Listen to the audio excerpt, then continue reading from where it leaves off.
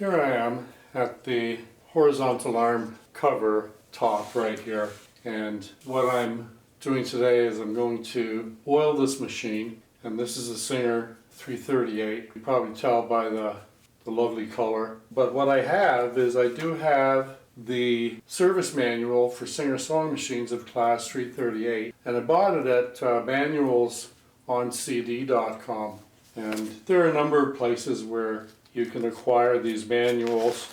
So that's what I'm referencing.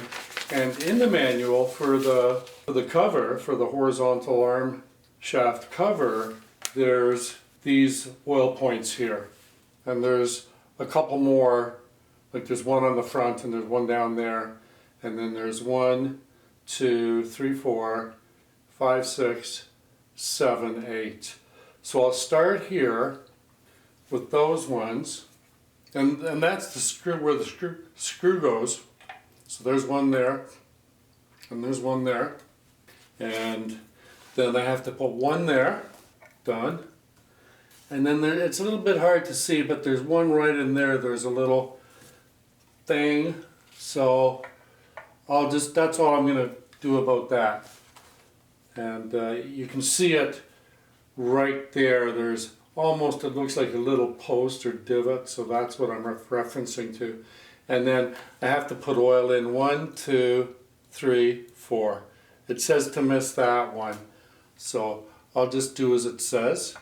So 1, 2, 3, 4.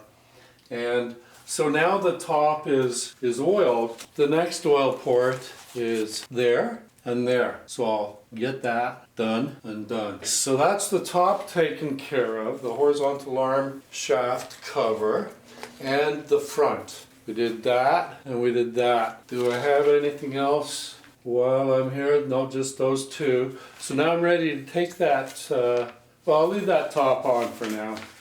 And I'll turn the page.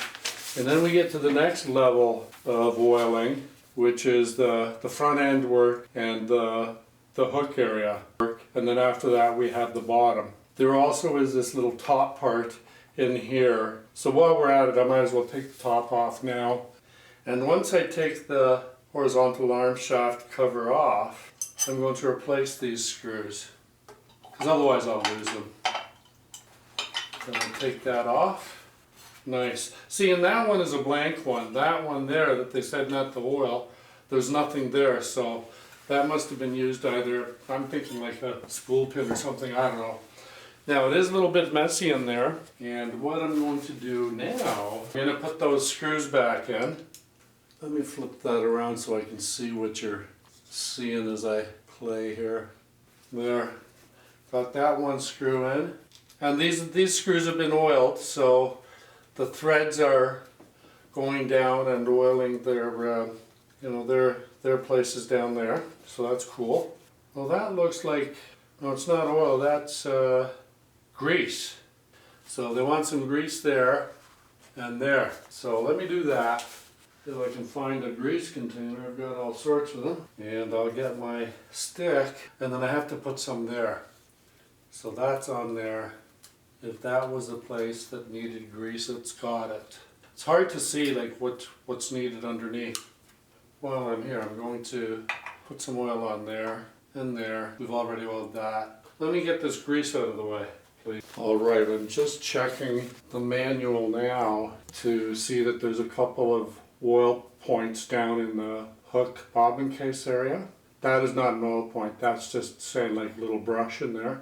But there's 1, 2, 3, 4, 5 up in here. 1, 2, 3, 4. 1, 2, 3, 4, 5. And then 6, 7. So let me go after that. What I'm looking at is I need one there. That's the first one. Then one right there. Second one. Third one right there. Fourth one right there on the spring. And then the fifth one right there. So I'll go right there on the spring and down there. I'll go there, I'll go there, and I'll go there, go there.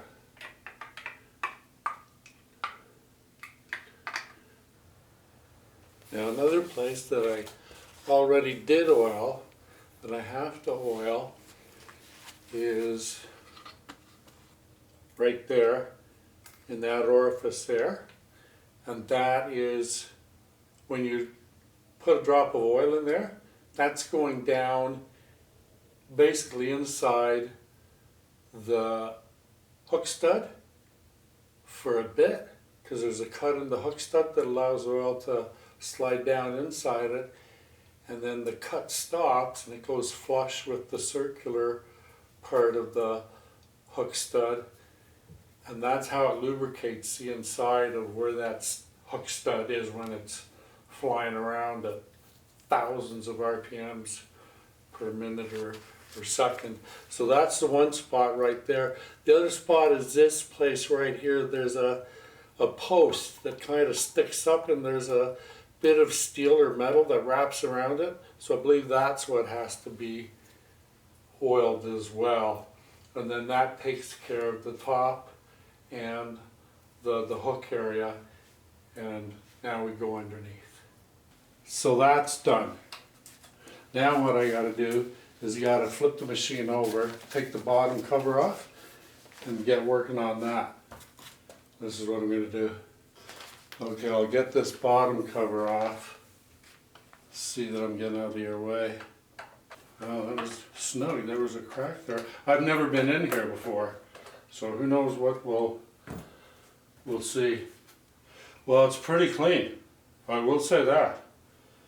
It's actually, yeah, it's very clean. Even the matting or whatever, it is very clean.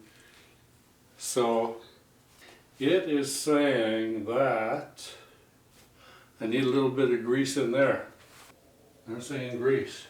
And the reason I know that is because it's got the letter G. Is that what they're pointing to? They're pointing to, there's this going back to the hook. Yeah, that's what they're pointing at, that gets grease. So there, it's got a bit of grease. And while we're at it, and knowing how easy it is for me to misplace screws, we've got the grease in, and now we've got that bottom cover screw there. So they're both safe. That's greased. Now I got to get the oil. And are you with me still? It looks like you are. So starting here,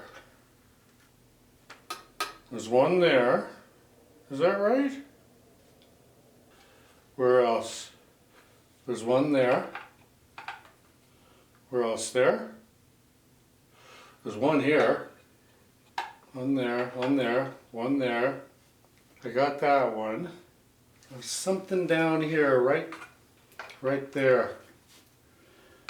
So I may have gone a little above and beyond there, but that's okay, I'm good with that. I can wipe it off after.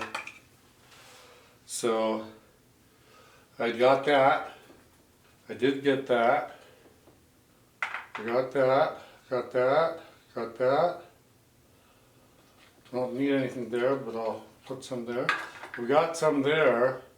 So I think there, we're pretty much done oiling the 338. So I hope this was helpful to you as far as oiling the Singer 338. And I'd like to recap by saying for myself what I learned is the kind of concept that there's 3 levels of oiling. There's the top level at the horizontal arm shaft and the cover, and underneath the cover up top there. And then there's what I call the bed layer, which is, you know, where we access the bobbin and oil that, and then there's the underneath.